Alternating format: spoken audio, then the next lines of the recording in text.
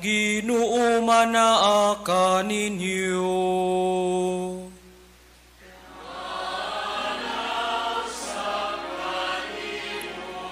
Pagbasagikan sa santos nga ebanghelyo, sumala ni Juan.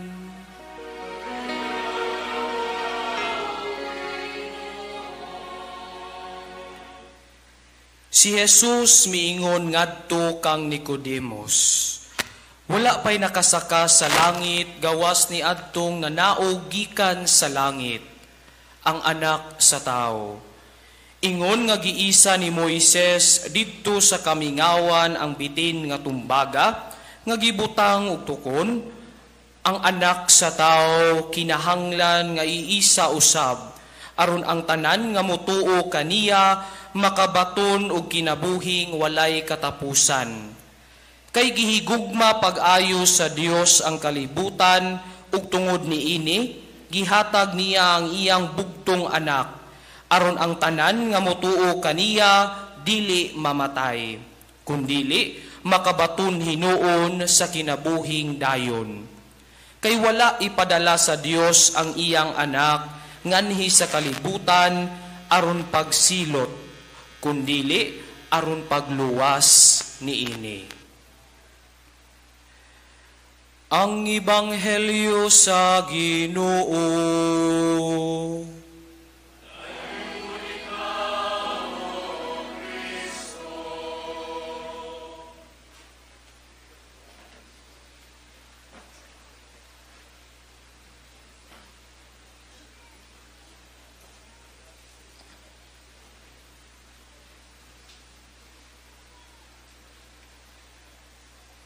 Viva Pit Senior! Viva Pit Senior! Viva Senior Santo Niño! Viva Senior Santo Niño! Viva Pit Senior! Viva Pit Senior! Atong tagaan si Senior Santo Niño masipang pakpak. Maayong buntag ninyong tanan.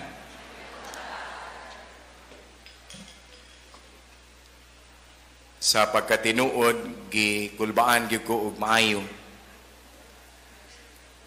Apan kining tanan akong ihalad ngadto sa Ginoo. Unang adlaw karon mga igsuon sa mga misa novena alang sa atong pagsaulog sa fiesta sa Balaang Bata, ang Senior Santo Niño.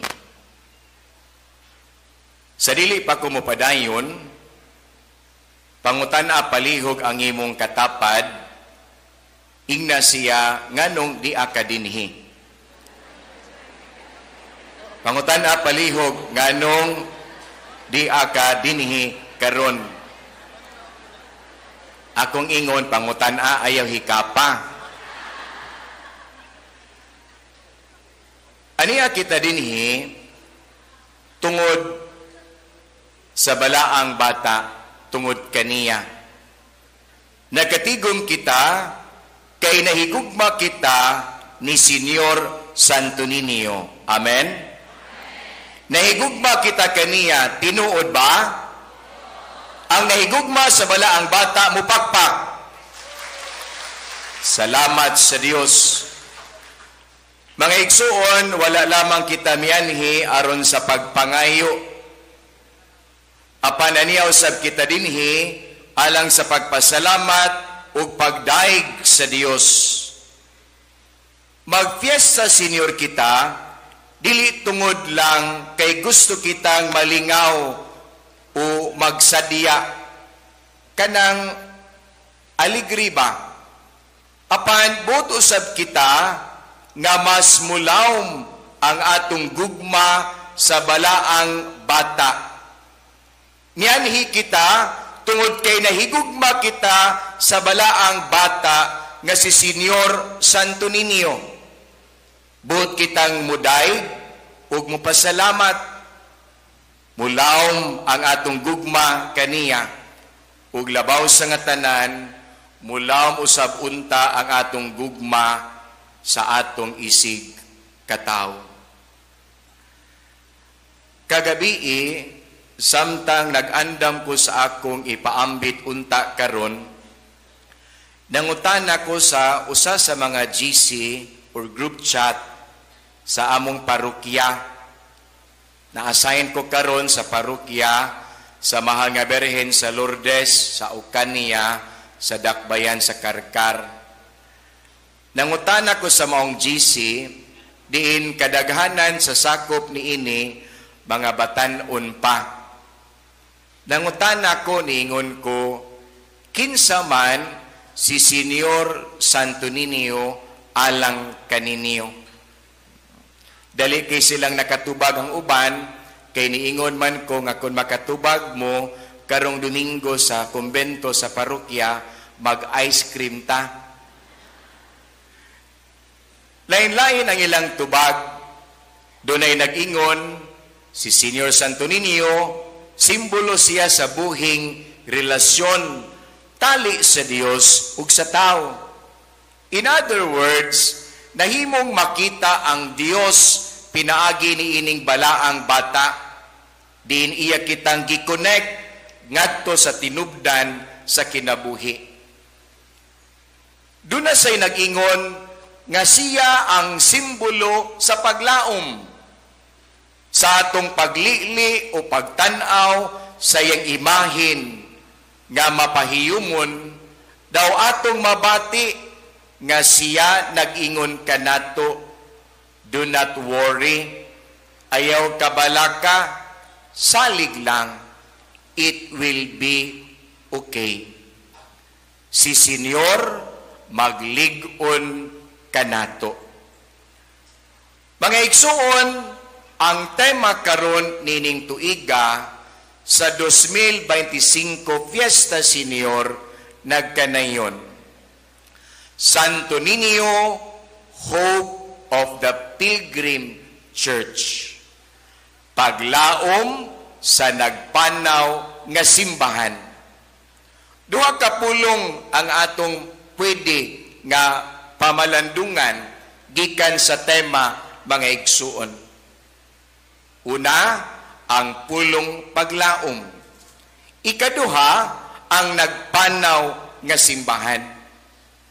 Pangutana, kinsa man di ay ang tinuod nga simbahan? Kita nga iyang katawhan mao ang matuod nga simbahan. Kamu diha, kami dinhi, sila didto. Kitang tanan mao ang simbahan nga nagpanaw. Mga igsuon, life is not that easy. It's not like a walk in the park. Wala ta magsuroy-suroy lang, wala ta maglaag-laag lang. Apan doon na kita'y padulngan, doon na kita'y tumong. Nining panaw sa kinabuhi, mga igsuon, daghang pagsulay, daghang kalisdanan, kinsa man ang atong kadangpan. Si Senyor Santo Niño. Mga igsuon, nganong mula uman kita sa Senyor. Mao gini akong pangutana, nganong gitawag man siya og Hope of the Pilgrim Church, nganong mula uman taniya, kay kinsa man di ay siya, unsa may hinungdan sa atong paglaom. Sa akong pamalandong, doon na kinitulo katubag. Una, tungod sa gugma. Ikaduha, tungod sa panalangin. Ikatulo, tungod kay kita misalig. Tungod sa gugma, kay siya may gugmaon man. Ug gani, wala gisukod ang iyang gugma. Sa Ebanghelyo nga atong nadungog, mga igsuon, gipadala sa Dios ang iyang bugtong anak nganhi sa kalibutan. Dili aron kita silutan, apan aron kita luwason. Sa ato pa sa pangutana, ug doon na ba'y sala nga dili mapasaylo, ang tanan sala mapasaylo, provided nga ang tao maginulsol ug mubalik ngadto kaniya. Hinungdan nganong kita mulaom sa Senyor. Mulaom kita tungod kay siya ang unang nahigugma kanato. Ikaduha mga igsuon, nganong mulaom man ta sa Senyor? Tungod sa iyang panalangin. Because of the blessing siya gamhanan. Kaganina, sa iyo sa buntag, wala man ko ka-celebrate after sa Walk for Jesus sa misa sa alas 5. Apan naminaw ko sa wali. Ug doon ako'y nakatunan sa mga wali ganina. Wa man ni magpasabot kay pari ko, di ko maminaw wali sa ubang pari. Nindot man sa nang maminaw ta, aron makatun sa ta sa uban. Dili ba? Huy, dili ba? Amen? Ganina, niingon ang maong nagpaambit ang atong rektor. Dili swerte ang dala. Dili kay swerte ang gidala ni Senyor kanato apan panalangin. Dili swerte ang atong gipangayo karon apan panalangin. Nga iyatang bindisyonan, iyatang panalanginan. Atong pangayoon dili swerte apan panalangin. Panalanginan kita sa atong paningkamot ug kakugi. Ikatulo mga igsuon, musalig kita kang Senyor tungod kay mulaom kita kaniya, tungod kay kita misalig man, doon na kita'y pagtuo sa balaang bata. Sa mapananglit, mulaom ba di ay kita sa tao, nga wa tay pagsalig? Tungod kay misalig ta sa balaang bata, mao nang milaom ta, nga dili ta niya pasagdan, dili ta niya biyaan, ang pagtuo maghatod kanato sa tumang paglaom ngadto kaniya. Mga igsuon, karon unsa may atong mabuhat kay mauman kana ang ika-provide or ang gitanyag gihatag sa balaang bata kanato, ang gugma, ang panalangin ug ang pagsalig. Apan karon unsa may atong mahimo, unsa may atong buhaton, unsa may ato ang counterpart, unsa may atong paagi sa pag-cooperate sa maong kaayo gugma sa balaang bata. Mga igsuon, usa sa mga pulong nga naa sa tema nga klaro kay sa nga tanan, the Pilgrim Church is our identity. Apan unsa may tawag kanato nga kita mulaom, that we are going to hope. Pangutana, unsa may character or attitude sa tao nga milaom? Ang pulong hope, mga igsuon, capital H-O-P-E, stands for humility, letter O, obedience, letter P, pray, and letter E, embrace. Mga igsuon, ang tawag kanato karon nga unta kita magpabilin sa pagka mapaobsanon. At tubangan sa Ginoo, kitang milaom kaniya angay lamang nga magpaubos kanunay sa atong kaugalingon. Wala tay angay ikapanghambog sa atong kaugalingon. Wala magpasabot kay ako pari, labaw ko sa akong mga parokyano, apan kitang tanan. We are equal in the eyes of God. Gikinahanglan ang pagpaubos alang sa usa ka tawo nga milaom. Letter O, as I said, as I mentioned, obedience. Ang pagkamasinugtanon nga kitang tanan gitawag sa pagsunod o pagtuman sa kabuton sa Dios. Sa ako nang giingon, wala rata mo anhi tungod kay dunatay gipangayo, apan mipadayag kita karon sa atong gugma sa balaang bata.